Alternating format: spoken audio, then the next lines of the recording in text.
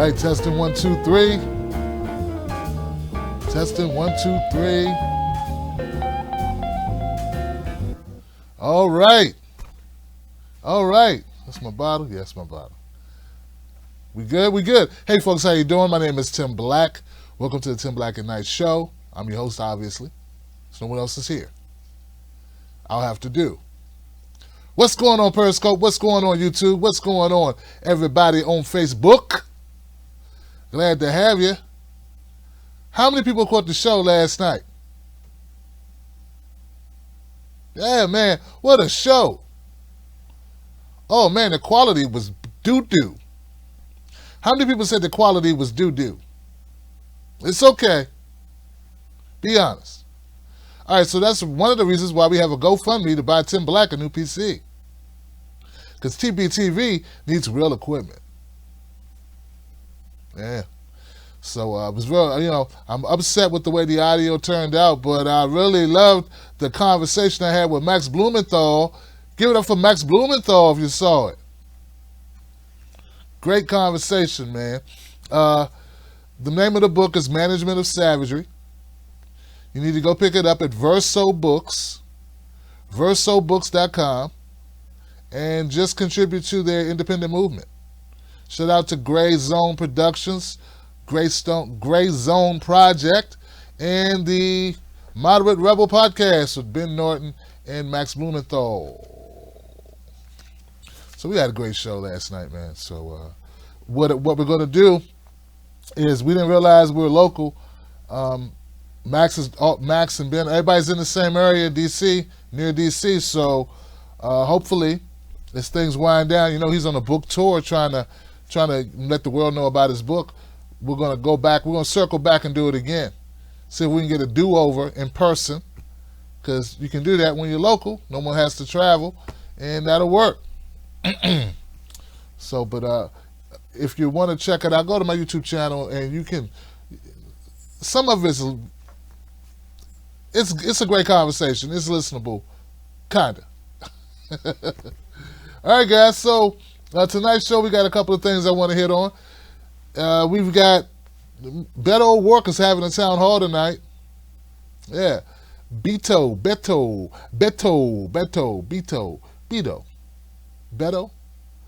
Roberto Beto. He's having a town hall tonight on Fox News. So, yeah. We'll talk about that. Also, Rahm Emanuel, the mayor of Chicago, he resigned. Well, he's ending. His job is ending. and he's not seeking re-election, and he was given a job. He's been offered a very cushy job at the Atlantic. So we will talk about that. Trump has some choice words for Buttigieg and for Joe Biden and for the whole world, and we're going to listen to Trump talk smack, and then we'll comment about Trump talking smack. But to get things started, I think we'll start with Ben Carson. Yeah, Ben Carson was trending, which is the exact opposite of what you would expect Ben Carson to ever do. He don't set trends.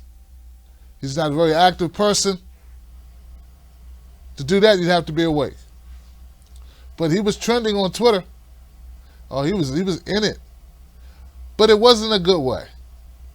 You know, I know they say all publicity is good publicity. I don't know.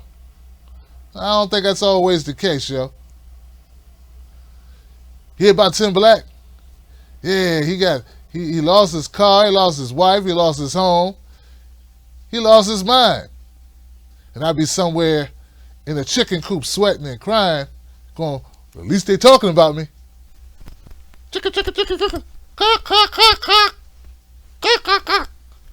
It's better than nobody talking about it. Cock, cock, cock, cock. Yeah, people just say things. They repeat sayings. They don't, it doesn't make sense. You know, it doesn't make sense to make that a positive because people are talking about your fall. Ooh, he looks horrible. Did you see that dress she was wearing? So tacky, so disgusting. Horrible. No wonder why she didn't get the job. No wonder why she's on the bottom of the scale. And she's somewhere imagining this conversation going, at least they talking about me. It doesn't make sense, man. All right, so Ben Carson, he was on the hot seat today. And there's an article here from Think Progress, who typically does good work, but I've seen some shaky stuff out of Think Progress. I forget the name of the story, but some reason makes me question them. But Think Progress gave this article. The title of the story is, Carson probably shouldn't be in charge of HUD, as an exchange with Katie Porter shows. Now, these are very serious allegations. It's a very firm stance to take. You got to have something to back up an allegation like that. It's such a accusation that Ben Carson is not equipped to be HUD secretary. Let's see what they're talking about. Here's a clip.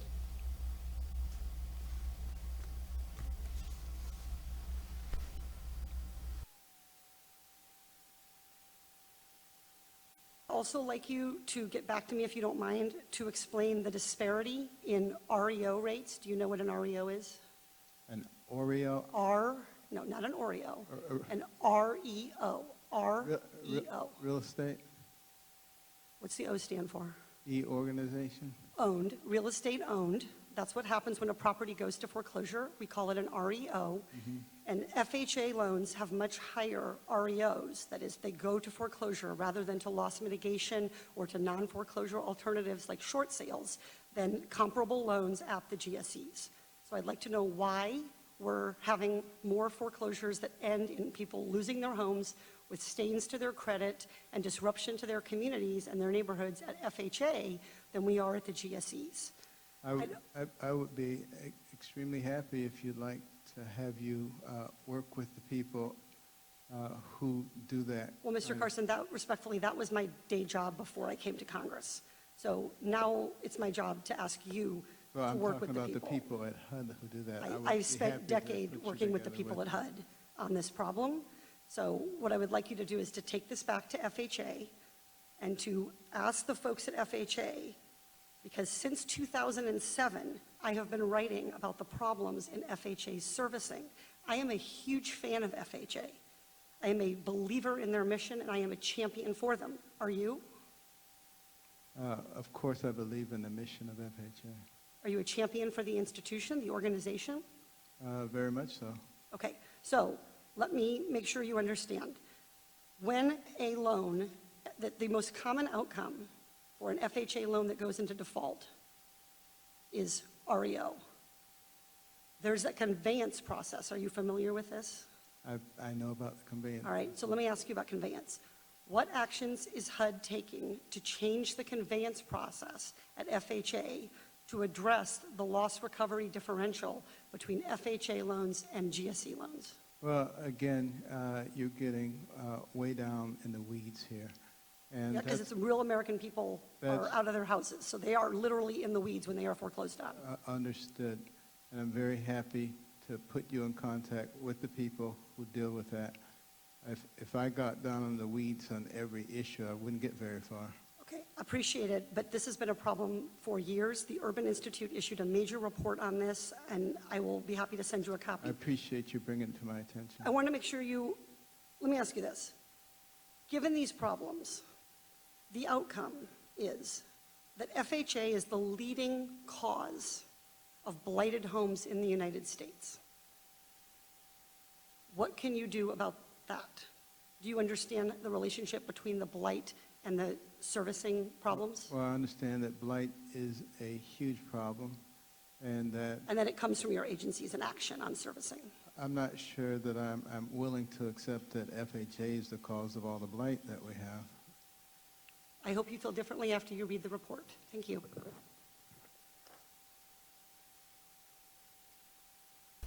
Jesus. Yeah, it sounds like maybe Think Progress hit this one right on the money. Ben Carson, what are you doing up there? I mean, it's funny, but it's not funny. It's funny because he's wrong, but it's not funny because he's wrong. People are going to die because Ben Carson has a job he's not qualified to have. And that's not funny at all. That's scary, and it's shameful. Screw you, Ben Carson. Yeah, I know you didn't get a job to yourself, but you know you don't know nothing about that job. Somebody hired me to fix the electricity in their home, and I don't know anything about electricity, at least not enough to be repairing it. Instead of burning down their house, maybe I could say, hey man, I know a guy you can call. Maybe it shouldn't be me, you know? Old Butterfingers Mulligan don't need to be messing with your wiring. Unless, of course, you have an insurance policy you'd like to get paid off of. But back to this, man. Ben Carson, man, it's horrible. This is sad. Now, I want to talk briefly about Katie Porter, man. Katie Porter, based on this clip, because I don't know her record, so don't write me long letters going, but she's bad at this, and she's horrible, and she did. I don't know any of that. All I know is what I see. And she's one of those government employee type people that actually want to do their job the right way, that actually knows their business, doesn't appear to be in a position because she kissed Donald Trump's butt, because she was elected by the people because she has the best people's best interests at hand. So we need more people like Katie Porter, man, really. She's a representative out of California. So when she brought up the Oreo, that was the thing that was trending, was the Oreo. REO, real estate ownership. Yeah, I got it. I know more than Ben Carson already. Conveyance is transfer of property from one owner to another owner. I don't think Ben knew what that meant either. Now, somebody asks you something, you go, yeah, I know. And they're like, okay, let's talk more about it. You're like, oh, no. 1 potato, 2 potatoes, 3 potatoes, 4 potatoes. And like I said, it's funny, man, but it's really not, because this guy's running something. I made a note here. He said he didn't want to get down into the weeds. Mofo, it's your job to know about the weeds. Why not sound intelligent? Why not go home and cram and know this stuff? But see, here's the thing. The only reason why Ben Carson has this job is because Trump wanted to throw a black person in this administration. We all know that. I mean, come on, guys. We know that's why, right? I mean, he don't know anything about housing. Just because he's black and he watched an episode of Living Single doesn't mean he know anything about housing or roommates or anything. He watched 227. Come on, man. He liked Buffalo Butt on Good Times. He's got to know something. Buffalo Butt was a super, And Ben Carson used to like watching that when he was a kid. Therefore, he'd be great. Oh, great. He could run HUD. HUD. It works together. It fits. Big time. Yeah, big time. I would like to tell you that that was it, but it's not it. And just before we leave, Kate, before we go to the next clip, because I got another clip on this thing. It is important to point out that the whole purpose of the FHA, which Ben Carson, as HUD Secretary, runs a major part of FHA, the whole purpose of it is to put people in homes. And it turns out, for some strange reason, they're the number one source of people losing their homes. So the purpose of the organization of the government of the organization is to provide people with a place to live, and they do the best job of taking people out of the place that they live. And Katie Porter's like, hey, what you gonna do to fix it? But we all know the purpose of any secretary or any administration pretty much is to save money, not actually fix problems. So cut budgets, cut services, cut options, opportunities, entitlements, whatever you want to call them. Cut. You know what? Let's not call them entitlements. Let's call it help. Cut the help. Cut the things that you're there to do, which is help, and lower the amount of money that you spend. So anyway, I got another clip. Carson is a blight. But look, it was, as she pointed out, it's been a blight since 2007. Now, 2007, that was Bush. And 2008, that was Obama, Sean Donovan, Julian Castro, whatever his name is. Yeah, those guys. Give him a chance, Tim. Give him a chance.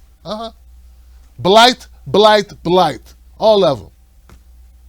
All right, so I got another clip of Carson making a fool of himself with a little help.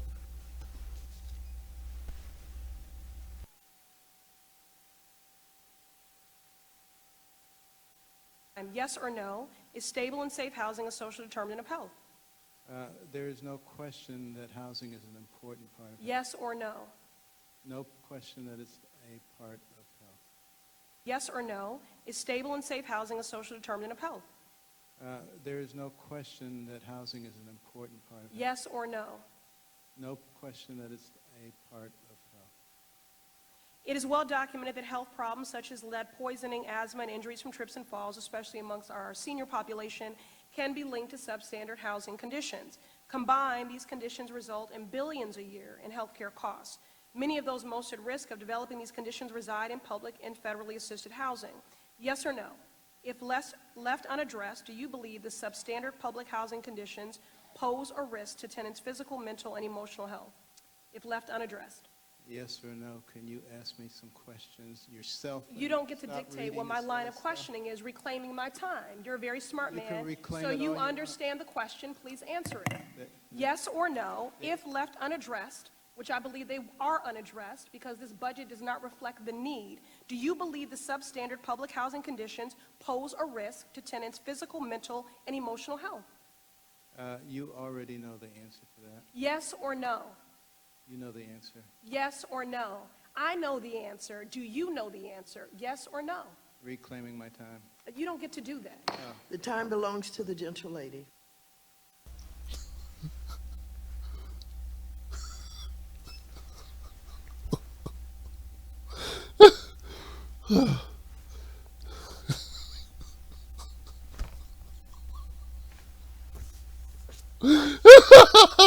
Oh, God. Oh, God. Ben Carson's a dick. Yeah. He really is, man. That was horrible. Totally disrespectful. Why you treat the sister like that? Ayanna Presley deserves better treatment than that. And yeah, she was a hillbot, but I'm riding for her on this one because she's right. I asked you questions, Ben Carson. Let's answer the questions. Don't go try to get cute, Carson. Doesn't suit you. You know, go home and play mind games with your wife or something. I'm here doing a job, Dumbo. Gracious.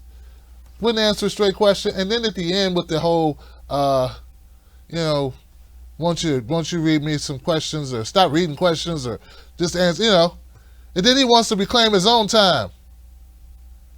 See, Carson, he don't care.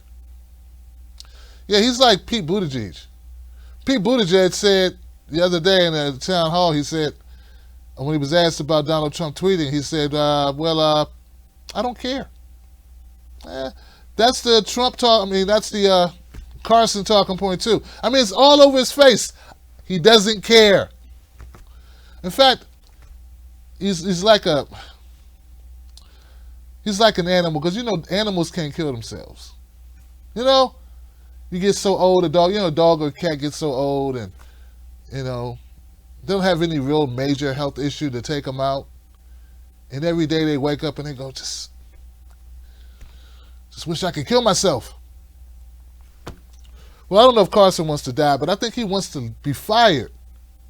Yeah, that's what it is. He wants to be fired, guys. And he can't seem to be incompetent enough to be fired. Because, see, incompetence in the Trump administration is on a curve. Oh, with any other organization, he'd have been fired. Postal Service, Little League team, baseball team, prison inmate, trustee training. He'd be fired, he'd be gone, he'd be done, he'd over with. But he somehow can't get himself fired. Only way Ben Carson get fired from his job is if he burnt down HUD. Then again, he might end up getting a promotion to Secretary of State. I don't know. All right, so I think we had enough fun with Ben Carson. Shout out to Katie Porter. Ayanna Pressley's a really good reader. She's reading that like very good articulation skills. I wish her politics was a little bit more progressive, but I don't want to, I had to rely on my charisma if I had to go against her, man. She's got the machete. She's got the very incisive responses like, hey. Trying to duck and weave when she's throwing them. You better be quicker than that, All right, I'm going to go to the next thing now. This is where I let you know. I'm sorry, let me let you know. This show is brought to you by you. And if you haven't paid for it, you need to send in your money. When can we expect payment? When can we expect payment? You can expect payment whenever you want. When you're going to get it is a different story. No, seriously, guys, this show is brought to you by viewers like you. I'm not funded by anybody in particular. I got a couple people on Patreon that love my show and they give to the show, so thank you, guys. Shout out to the people in Patreon. Shout out to Tim Black's Wolfpack on YouTube and on Patreon, and I think it's starting on Facebook. I think it's starting. I don't know. Facebook moves buttons around and stuff. I don't know what's going on with Facebook. But this is where I need to employ you to do that because, hey, this is how we do it. And we want good shows, and we want good audio and crisp video. If you watched that video last night, did you see how pixelated I was? I looked like I was melting. Looked like the Lord hadn't finished with me yet. It looked bad, man. It's something out of Nightmares on Elm Street. I don't know. It was horrible. We got to do something about this. I need you to chip in. So go to patreon.com, Tim's Take Live. Become a member of Tim Black Wolfpack, the wolf behind me. It growls revolution. All right. Oh, tomorrow, 1 p.m., Coffee with Tim Black on justinform.com. I just want to remind you, we're doing a day show tomorrow, 1 p.m. Eastern Standard Time. I do my best to be on time. El tiempo. We got more news coming up. Where do you want to go, Tim Black? Well, since I invoked the name Beto O'Rourke, let's go to Beto O'Rourke. Now, Beto O'Rourke is no secret. He's been up against it lately. Started out pretty strong. It's like, wow, this guy's going to shake things up. This guy's doing something. He's electrifying audiences. Oprah had him on the show, and everybody was talking about Beto O'Rourke. Oh, Robert Francis. Oh, yeah, this guy's on fire. And like most young men with big eyes and less work ethic than necessary, things didn't kind of go his way. Nah, he did first. Like, he got to first base, but as he was rounding second, he pulled a hammy. Yeah, things didn't look good. So, like any good politician, he decided to do a do-over.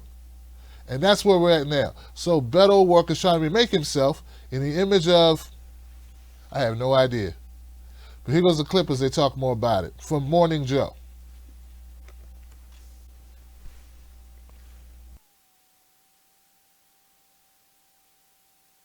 Des Moines, Iowa.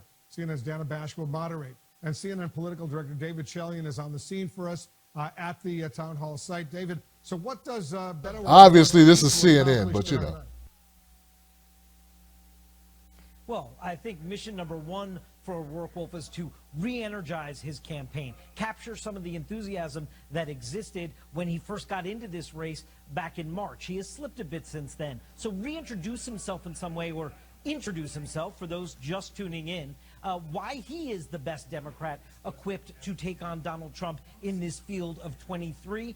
Get that energy going, bring in those donations, of course, sign up those volunteers. I think that's sort of mission critical for Beto O'Rourke tonight. Listen to what Beto O'Rourke, David, said last night in Iowa about playing nice with the Republicans. I'm not naive about the forces that we face. It is not just Donald Trump. There is no more, I'm trying to use polite language here, but you know what I'm talking about when I talk about Mitch McConnell. If we play nicely by the set rules, we're going to end up with the same results.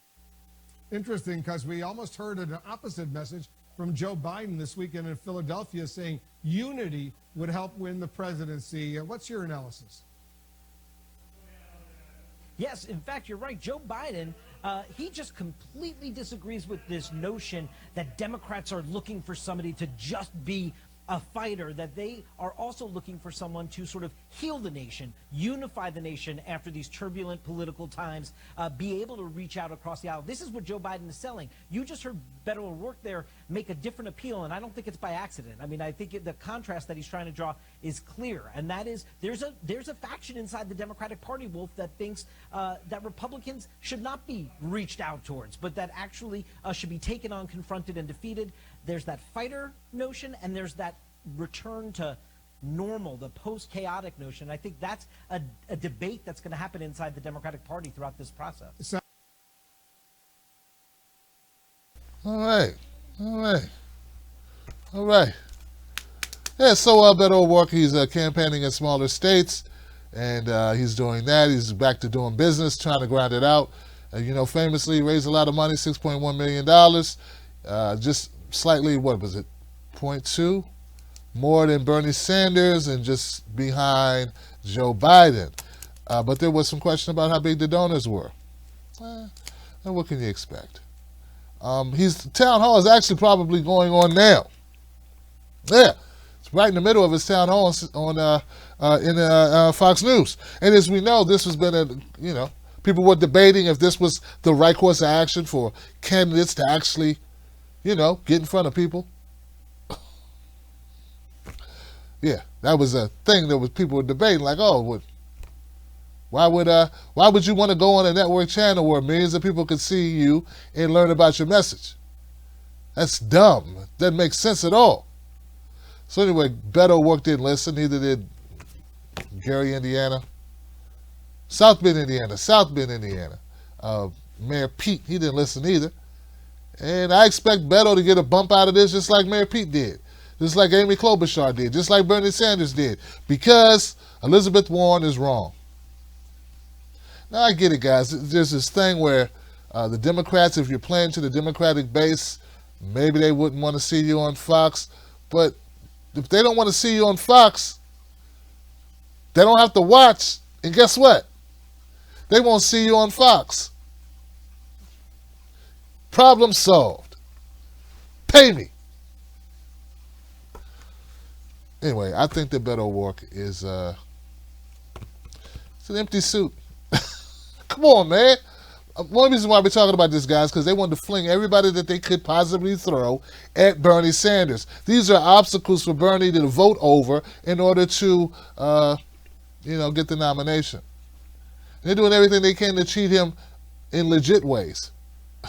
Before they have to, reduce themselves to actually doing more ballot stuffing or losing of ballots or long lines or poll stations that don't work or movement of polls in the middle of the night or destruction of ballots, actual destruction of ballots before time to destroy them so we can certify the election. Like all of these things that were done in 2016. So, yeah. So that's why Beto's in it. Anyway, that's enough about Beto. He's just not that interesting. What's he going to do? You know, we'll see how the town hall comes out. I'll do a follow-up video based on his performance in the town hall. I'm sure he has some moments that he can put on Facebook and live stream, which is about all that Beto's been doing. That is his claim to fame. Raising a lot of money and losing to Ted Cruz. And then the Vanity Fair cover spread. That was a horrible idea that I know somebody came up with for him. It's not like I'm sure, you know, I'm sure he wasn't like, hey, put me on the front page of a magazine and make me like a total douchebag in front of the whole world. Yeah, do that. That's going to be great for me. Make me look arrogant and elitist like I am, because I am like a several time millionaire over. Trust funder, whatever. My wife's loaded. Yeah. So it wasn't all his fault, but hey, man, sometimes you got to take the L. All right, speaking of taking the L, there's another guy in the race that everybody talks about. I'm trying to figure out why. Oh, that's right. To stop Bernie Sanders and Tulsi Gabbard from getting the nomination. That's what it was. All right. Mayor Pete Buttigieg. Someone said they called him Booty Judge because they thought he liked to judge booties. And that's crass and rude. And it was funny the first time I heard it. Hope you laughed a little too. All right, I got a clip about Pete. And something strange happened after Pete did the Fox News town hall. I guess you can't really call it strange, but Donald Trump himself did comment about Pete. And that's in here, and here goes the clip.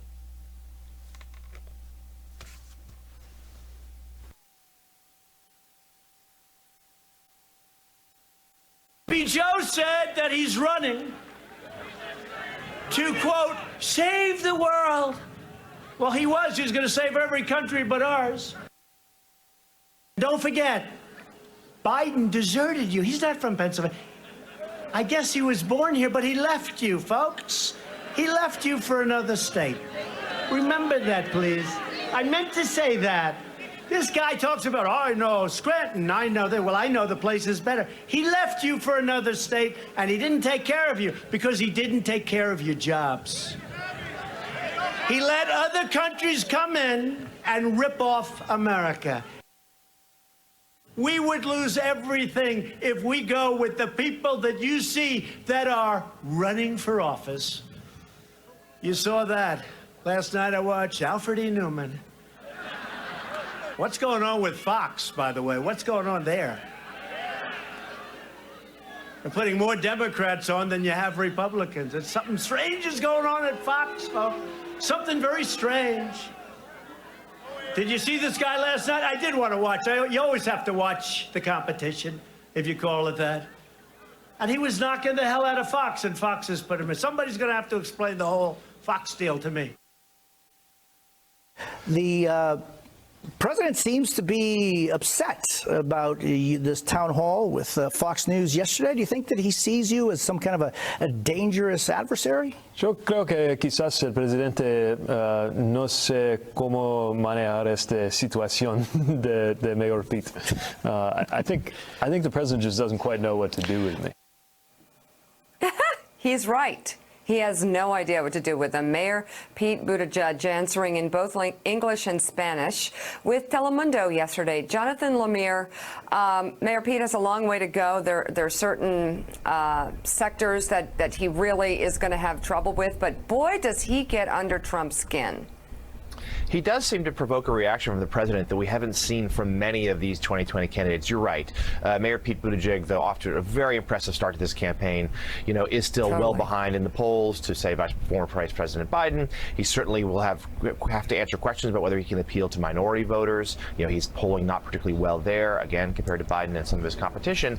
But he is someone who the people around the president I've been talking to in recent days has really caught their attention. I mean, they certainly still believe that Biden or perhaps Senator Harris or Senator Warren may be ahead of the pack, Senator Sanders as well, but that his sudden rise has really startled them. They see him as obviously very, very intelligent, sort of very well spoken, very formidable person who can move. You will have to prove his foreign policy chops in particular and lay out some more proposals, but seems to have a certain talent that the president and the people around him respect. And by the way, it's not a coincidence that the president was in Pennsylvania last night. Expect to see that time and time again. Absolutely. It follows up recent visits to Wisconsin. All right, I got to cut it there, but I want to go back to the part where he talked about the black vote. Hold on. Sectors that he really is going to have trouble with, but boy, does he get under Trump's skin. He does seem to provoke a reaction from the president that we haven't seen from many of these 2020 candidates. You're right. Mayor Pete Buttigieg, though off to a very impressive start to this campaign, is still well behind in the polls to say former Vice President Biden. He certainly will have to answer questions about whether he can appeal to minority voters. He's polling not particularly well there, again, compared to Biden and some of his competition. But he is someone who the people around the president I've been talking to in recent days has really caught their attention. I mean, they certainly still believe that Biden or perhaps Senator Harris or Senator Warren. All right, got it. Got it.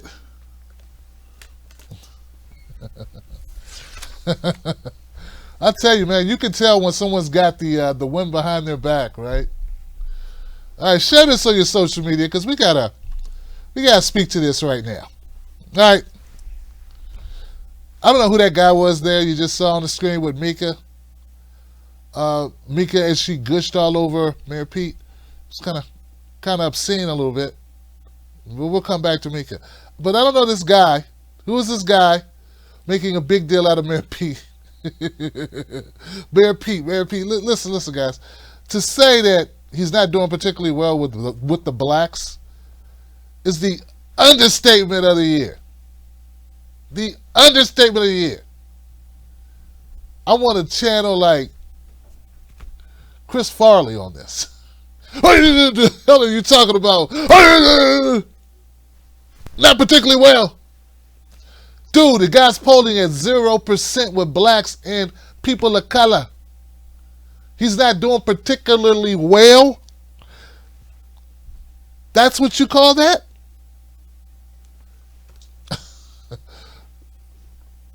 My cousin died last year. He's not doing particularly well. He's dead. Yeah, that's sort of like the same thing that you're saying. I mean, the guy's polling at 0. Some polls have him at almost 1% with black voters, and black voters are the most resilient, most reliable voting bloc in the Democratic Party, and you're polling with less than 1%. I saw a video clip of a report in South Bend, Indiana, where they were talking to black people in South Bend and they didn't even know who he was. And he's their mayor.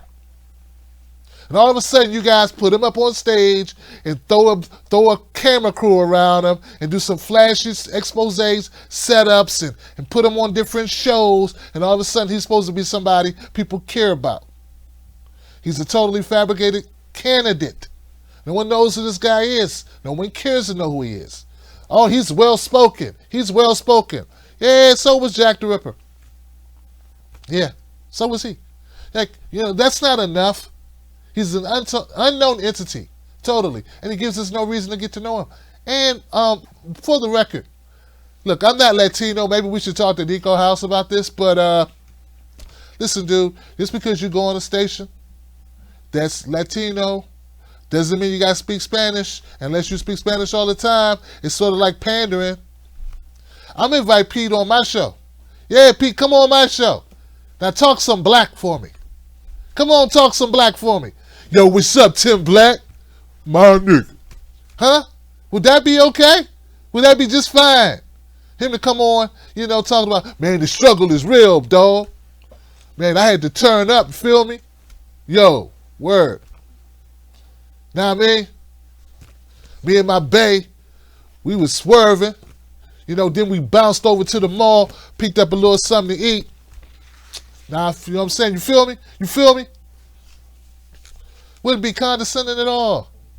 Wouldn't be patronizing at all. No, I'd be just fine to do the black talk. Like something out of Sanford and Son. You know, the cop, Sanford and Son? Oh, there's a APB on a...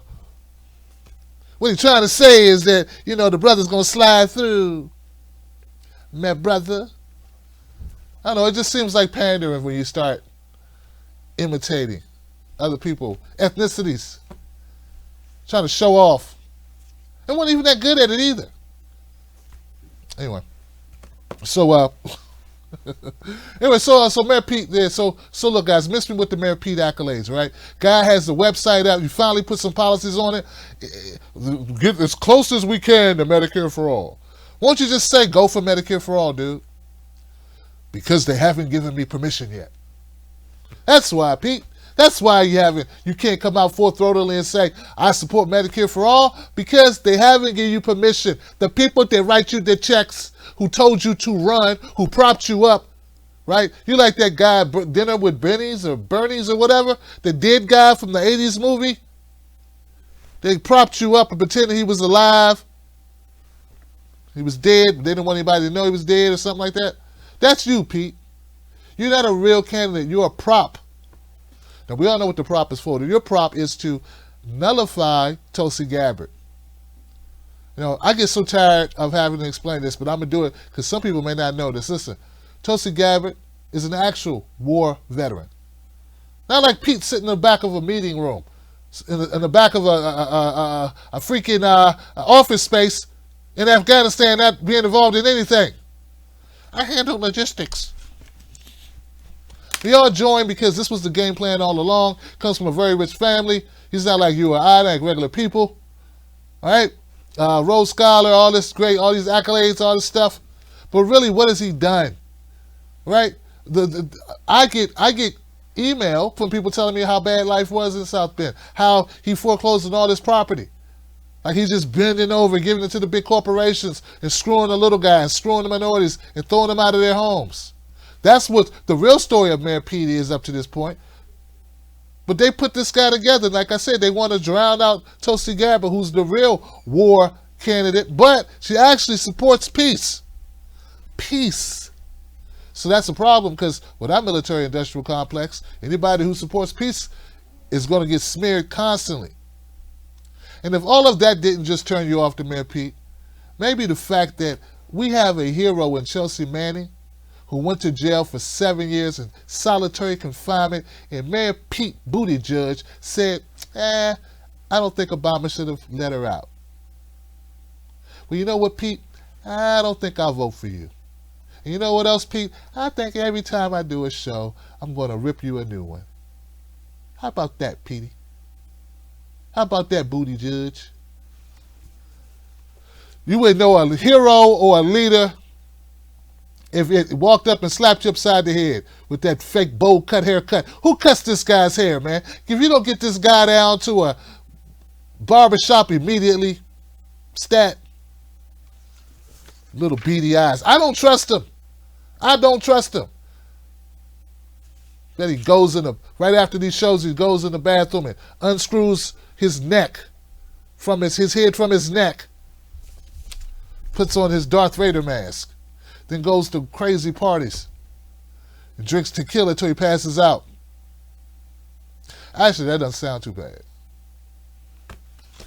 But yeah, man, Tulsi Gabbard. She would be the first woman president, obviously, but also the youngest president as well.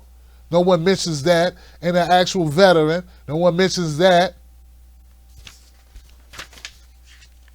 All right.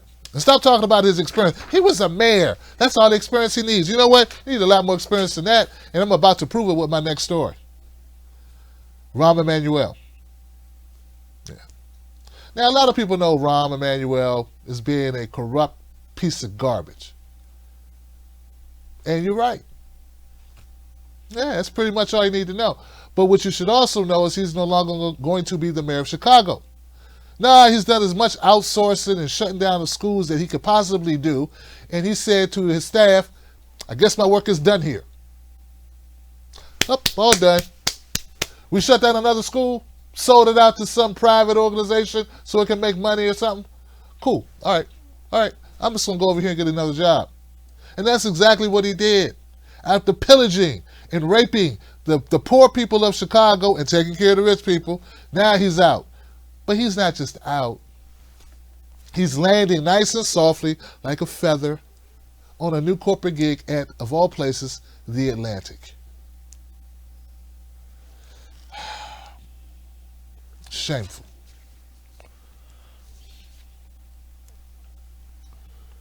So here we go. Let's try this one. Darn it, wrong one. Gay men and women who will come forward and one day say they were a victim of a hate crime who now will be out of career. Well, let me set this up real quick.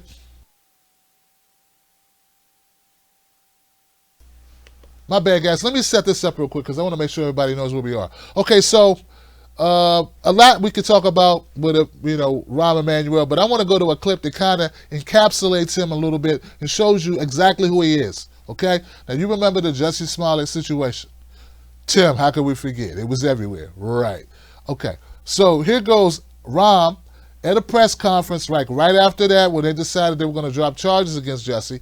Here goes Rahm Emanuel grandstanding for the cameras.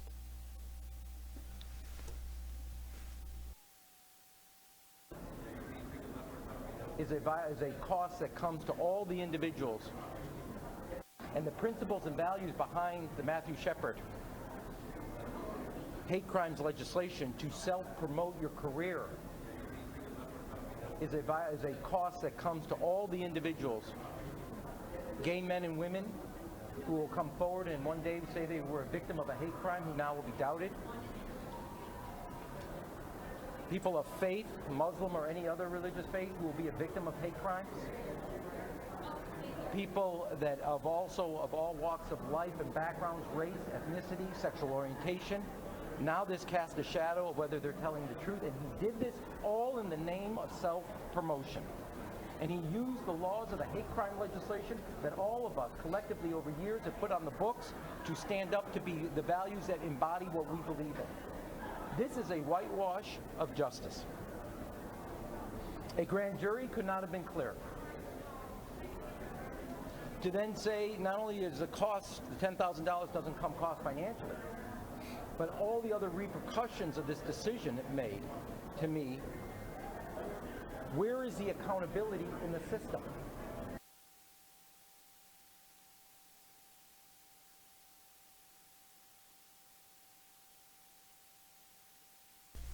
Yeah. You know, it takes a certain level of audacity. I mean, just pure audacity for Rahm Emanuel to actually complain about checks and balances in the system. Now, don't get me wrong, the Jussie Smollett thing was bad. Hey, it was bad. Guy lied. No one defends it. I did videos about it. I talked about it. Not to open up a can of worms that was already sealed back up after the worms were everywhere. But I got to point out, Jussie didn't kill anybody. He put people at risk. He put people at risk. Bad thing. But he didn't actually cover up a murder. He didn't run down the schools, sell out the children, close the schools, screw up the infrastructure. All these things that Rahm Emanuel did do. And he's the one that gets to bloviate and grandstand about this one-off situation with Jussie Smollett as if it's the end of the world. See, that's because Rahm Emanuel knows, he knew that he really didn't have many opportunities to do any dancing. And he's showing off. So now he wants to show his shriveled up butt to the whole world about Jussie Smollett. A grandstanding, empty suit, corrupt politician. And now he works for The Atlantic. For more details about just how horrible Rahm Emanuel has been, There's an article in The Intercept by Curtis Black. The title of it is A Comprehensive Guide to Rahm Emanuel's Failure as Mayor. And this thing is just chock full of nuggets. Oh, it's the gift that keeps on giving. You can just go to a section, like, for instance, mental health crisis. What did Rahm Emanuel accomplish during his term as mayor regarding mental health? The biggest controversy of Emanuel's first year in office was his closing half the city's public mental health clinics. Yeah, he thought it was good that people who have mental health problems not get treatment. He thought he could just close it down and that would help the budget. Yeah. You could jump down to environmental crisis. In an austerity push during his first year in office, Emanuel eliminated the city's Department of Environment. You know how people complain all the time about, who is it? Rick Perry? Who's that EPA? Who's the guy? I don't know who the guy. Who did Trump throw in the spot as EPA secretary? I don't know. But anyway, we complain about it. Well, on a smaller scale, Rahm Emanuel did the same thing. He eliminated the position. Just wiped it off the books. He said the point was to make environmental sustainability the goal of every department. He said, I'm going to get rid of this job because we all need to do the job, you know? Because none of us have anything else more to do. Yeah, we're just sitting around doing nothing, so everybody can pitch in. Forget the fact they don't have the expertise or the knowledge or the skill set. But hey, we'll just figure it out some way. It can't be that hard to figure out. Keeps going. Education crisis that I talked about earlier. It was on education that Emanuel tried and failed to make his bones as a tough, competent city manager. It's also where, judging from a recent article by Emanuel in The Atlantic, he now hopes to frame some kind of legacy as an education mayor. We're going to get into that more when we talk about his new position at The Atlantic. But just know this.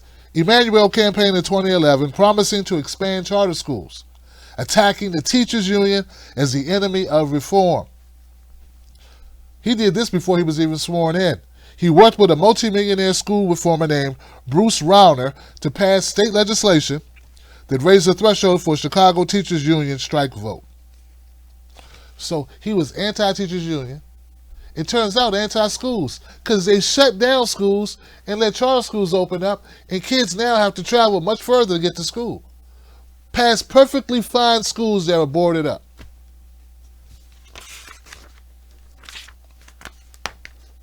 Housing crisis. Emanuel came into office promising housing reform, but he's doubled down on it. Well, promising to reform TIF, which is, I don't know what TIF is, collects 1/3 of Chicago property taxes each year, totaling $500 million or so. But he's doubling down, said Ed Scott Wagaspack, a mayoral critic. I don't know. This part, I don't know. What did he do? Emanuel had his signal success in attracting corporate headquarters and his signature development projects. Miles of bike lanes, and a tourist-oriented riverfront project. These have advanced Chicago's standing as a global city. So what Emanuel's focus has been, and I did see a clip about this, he did get a lot of corporations to come and set up shop in Chicago. And that's great for business. But what happened was he did not pay any attention to poor and working people in Chicago, i.e. the homeless, i.e. mental health, i.e. regular people. Teachers, schools, things like that. Instead, his focus was, if we just make more money and we just build up our corporate status, more people will come here, we'll build up our tax base. But somehow, somewhere, he lost sight, and actually I don't think he lost sight because that would denote maybe he really cared. I don't think he did. I haven't even gotten to policing. Infrastructure. Another dud in Emanuel Chicago was infrastructure. he unveiled amid a huge fanfare in 2012 with claims that the mayor had lined up $1 billion in private funding for building and transportation projects that would create 30,000 jobs in 3 years. What happened? 2 years later, its first project got underway, an energy retrofit. Originally described as a $200 million project that would create 2,000 jobs, its scope was scaled back due to a lack of investor interest. It ended up involving only $13 million in projects and creating just 108 jobs. So he said, hey, I'm going to bring jobs here. I'm going to, revitalize our infrastructure. Yes, I'm going to get all these investors. I'm going to raise all this money to the tune of $1 billion. He did not raise $1 billion. It was $13 million. And it was not 2,000 or 3,000 jobs. It turned out to be just over 100. But man, we got some corporations to come in. We gave great tax breaks too. And we shut down a lot of schools. And on to my favorite, policing. While education controversies defined Emmanuel's first term, his second has been consumed with police scandals. Now, we all know about Laquan McDonald, murder of the young teen who was shot dead, and it was covered up for quite some time. And just so happens it was covered up, it seems, at the behest of his chief of police to protect Rahm Emanuel so he would win his second term. They sat on the information, they sat on the footage until Rahm Emanuel was sworn in, reelected. See, the thought in Chicago and amongst many others who followed this story, I followed it extensively back in 2014, 2015. Rahm Emanuel would have lost re-election if that story would have came out. People would have blamed him for heavy-handed tactics in this police department. He knew what he was doing when they stepped on that evidence, when they did not release that footage. But then we got to sit here and listen to him go, grow Marcus Aurelius like he's on, what does this guy think he is, about Jussie Smollett. So what I'm getting to is, like I stated, Rahm Emanuel is a piece of garbage, and his track record shows it. And in America, how do we reward well-connected, elitists who are horrible individuals? How do we reward that? How do we treat that? We give them a better job. That's how we do it. We make sure they live better than the rest of us. That's right. We make sure they land nice and comfy, cozy, in a better position that they don't deserve, that they should not get. Because elites take care of elites. And if you want a real kicker to this, woo, here goes the kicker. You cannot have, because of a person's position, one set of rules. He's not just getting any job, guys. Oh, no. He's getting a job at the Atlantic as, what's this guy? He's a contributing editor at the Atlantic. Yeah, contributing editor. That's like a pretty good position for a guy like Rahm Emanuel, has no experience editing or what he's doing. But, he's Rahm Emanuel, so he gets a good job. I'm sure it's worth several hundreds of $1,000s a year. But it's not just that. It's the prestige of it. In his first article, it's time to hold American elites accountable for their abuses. Hold them accountable for their abuses. Rahm Emanuel is one of those elites who has been abusing us. Now he wants to be the guy that tells other people he's going to hold them accountable? No, that's not how this works. We don't go get rapists to work at rape prevention clinics. We want the rapists away from the ladies and the kids and the guys too. We want them away. No, we don't go get you. You don't go get the guy. And if you're gonna go get the guy that did the jail or did the crime, and to help prevent those future crimes, well, then you let people know, and that person should show some contrition. Like, I'm sorry I did this, man. I turned my life around. But there's no such of admittance on behalf of Rahm Emanuel.